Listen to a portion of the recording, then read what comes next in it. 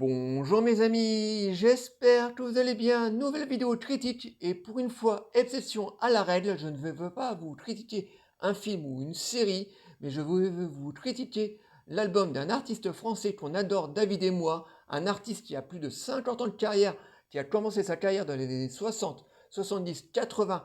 Ensuite, il est parti aux États-Unis, il a fait 2-3 albums et depuis quelques années, il est revenu en France. C'est Michel Polnareff avec son dernier album, Un temps pour elle.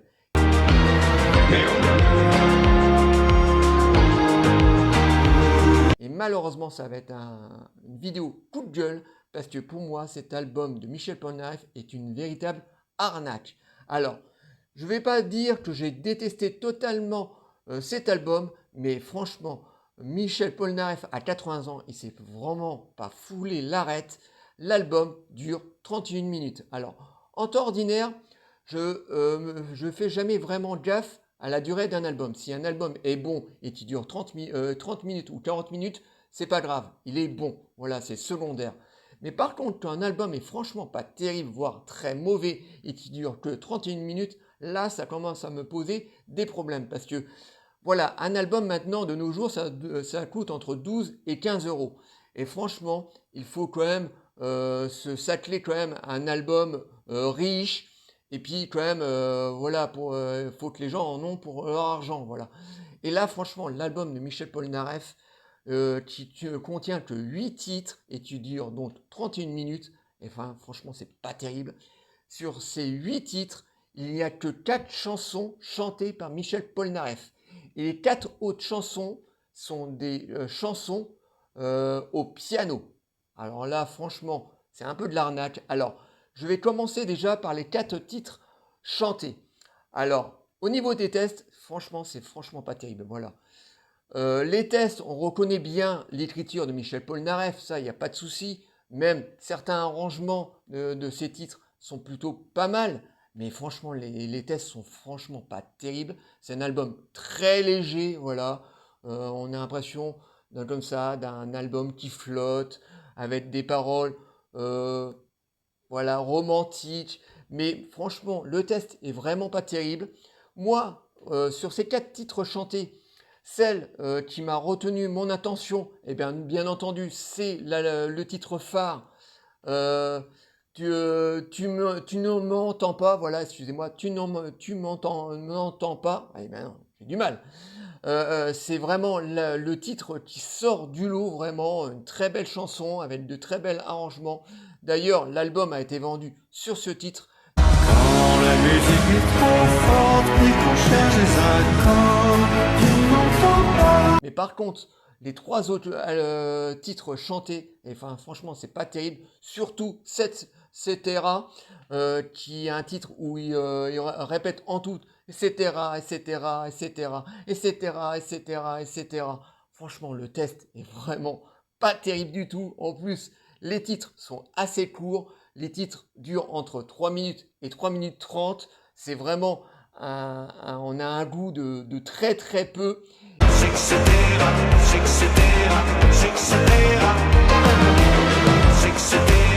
Et les 4 autres titres sont que des titres au piano. Alors moi, j'ai rien contre les mélodies au piano, hein. Moi, j'aime bien quand on en a une, voire 2. Mais là, 4, franchement, c'est un petit peu abusé. S'il aurait voulu faire un album 100% orchestral au piano, eh ben, il aurait dû s'atteler sur un album complet, hein. Mais franchement, là, 4 titres au piano. Alors, oui, les mélodies sont plutôt jolies, mais bon, c'est 4 titres au piano, hein.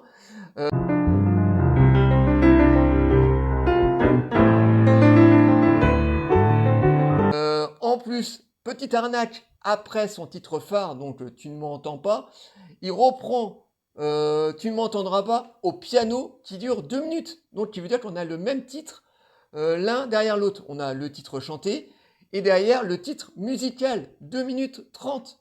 Franchement, vous ne croyez pas que c'est un petit peu de l'arnaque tout ça?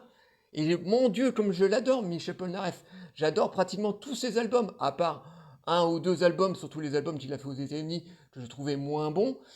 J'adore vraiment pratiquement l'intégralité de la discographie de Michel Polnareff. Mais Envoie dans la nuit un message pour celle qui me répond. et là, cet album, c'est pas possible. C'est pas possible. On peut pas faire un album comme ça après 40 ans pratiquement de silence, ou plutôt 30 ans où il nous disait à travers des interviews aux Zénith qu'il allait revenir. Voilà. Bon, c'est vrai que là, il a fait un album il y a quelques années, là, il y a 3-4 ans, qui est affreusement mauvais. Alors moi, je ne l'ai pas entendu, David l'a acheté. David l'a trouvé complètement à chier, voilà, il le déteste au plus haut point. Et donc là, il revient avec un nouvel album 3 ans après, qui est légèrement mieux, voilà, mais qui est franchement pas folichon. 31 minutes, c'est pas possible. Michel, si tu me regardes, bon, tu me regarderas pas, bien sûr, mais franchement, là, Michel, qu'est-ce que tu nous as fait, là? C'est pas possible. 4 titres chantés et 4 titres au piano, non, c'est pas possible. Voilà, c'est un album qui est vraiment très, mais très très loin de ce qu'il faisait il y a encore 20 ou 30 ans. Puis qu'on cherche les accords qu'il n'entend pas. Il suffit. Donc voilà, moi c'est un album vraiment où j'étais très très déçu, par un titre qui m'a plu. Le reste, et peut-être, allez, je vais peut-être sauver quand il y aura pour deux, quand il y en a pour deux, voilà, qui est à peu près pas mal. Donc 2 titres que j'arrive à sauver de cet album qui est vraiment très très médiocre. Donc, pour moi, c'est un énorme coup de gueule parce que je sais que Michel Polnareff, bon, certes, il se fait vraiment très vieux et là, franchement, je pense qu'il faut vraiment qu'il s'arrête parce que maintenant, je vais vous parler du live qu'il y a dans ce coffret collector. Donc, David donc a acheté le coffret collector avec le live à l'intérieur, donc un live qu'il a fait en 2022. Et là, c'est pareil, Michel Polnareff, là, il faut vraiment qu'il arrête les lives, parce que là, on a vraiment un cas à la Renault. Vous vous rappelez, il y a quelques mois, on vous avait fait une vidéo sur Renault, en disant que Renault il devrait arrêter complètement la scène, parce qu'il ne sait plus chanter, il est malade, il est alcoolique, il n'arrive plus à tenir debout, n'arrête pas de chanter, il ne chante plus, mais il cause. C'est vraiment catastrophique. Et là, pour Michel Polnareff, c'est un peu la même chose. Là, pendant tout le live, Michel Polnareff est assis derrière un piano. Il est avachi sur son piano. Il joue 2 notes. Il ne joue même pas du piano pendant tout le long du live. Heureusement qu'il a un très bon groupe autour de lui, mais vraiment des Américains, là, je ne sais pas, des artistes américains, mais d'une maestria hallucinante qui sont là pour l'accompagner, parce que malheureusement là on a un papy de 80 ans qui est assis derrière son piano, il joue 2 notes pendant tout le long du concert, je vous parle même pas du chant. Alors par moment il chante plutôt bien et par moment il chante vraiment très mal, il imite, il cause, voilà, il cause sur les chansons, donc on sent il est aidé aussi beaucoup par le public.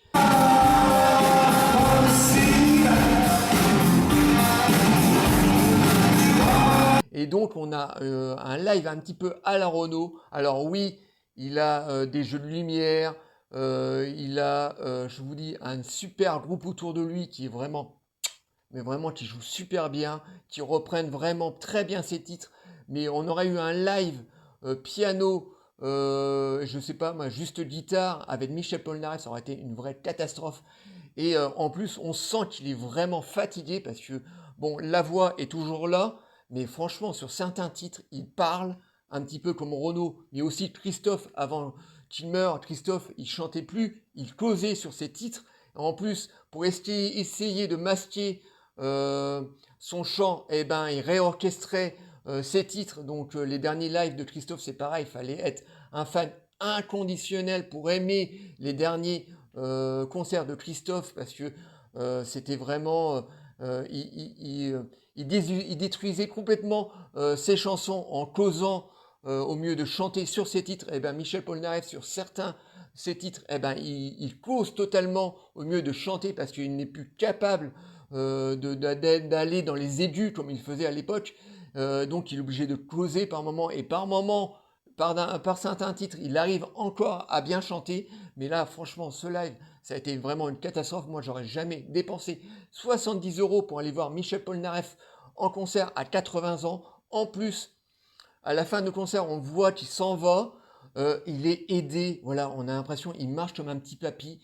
Il pose sa main sur l'épaule de son garde du corps ou voilà, de quelqu'un qui l'aide pour marcher. C'est vraiment, je ne voudrais pas dire pathétique parce que Michel Polnareff, j'ai un grand respect pour lui. Il a 80 ans, mais je pense qu'il faut vraiment qu'il arrête la scène ou qu'il continue à enregistrer des albums. Mais attention, de très bons albums et pas des albums comme celui-là qui dure 31 minutes avec 8 malheureuses chansons, 4 chantées et 4 pianos, des mélodies au piano, mais vraiment des vrais albums chantés intégralement, voilà, avec des mélodies comme s'il est encore capable de nous faire des mélodies comme avant.